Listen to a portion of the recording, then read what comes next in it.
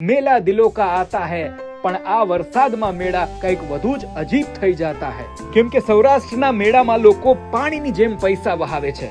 દરેક મેળામાં એક તો એવો એન્થુ વ્યક્તિ હોય જ છે, કદાચ એ અત્યારે આ વિડીયો પણ જોતો હોય. પણ આ રાઈડ એટલી ખતરનાક હોય છે કે અહીંયા ઘણા લોકોએ પોતાના પેન્ટ પણ ધોવા પડતા હશે. મને અત્યાર સુધી લાગતું હતું કે આ જોઈન્ટ વ્હીલ છે, પણ આ વખતે જોઈન્ટ વ્હીલ હતું. કદાચ આટલી બધી ભીડનું કારણ આ પણ હોઈ શકે. ભલભલા ઋષિ મુનિઓની તપસ્યા ઉર્વશીએ ભંગ કરી હતી, પણ અહીંયા મેં એક સિગ્મા મેલ જોયો જેને ઉર્વશી શું રશ્મિકા પણ પીગળાવવામાં અસમર્થ હતી. પણ એન્ટ્રી ગેટ ઉપર લખેલા અમુક વાક્યનો અર્થ હું સમજી ના શક્યો. તમારે પણ કમેન્ટમાં સમજાવવાની જરૂર નથી.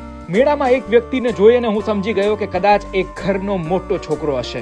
મેળામાં અતિ તીખા લસણિયા બટેટા મળતા હતા, જેની આડ અસર મેં ખુરશી પર જોઈ. સૂચના મુજબ કેફી દ્રવ્યો પી અને બેસવાની મનાઈ હતી, એટલે ઘણા બંદૂકધારી લોકોને મેં ઉભેલા જોયા. એટલે જ મેળામાં જઈ અને મને લાગવા માંડ્યું કે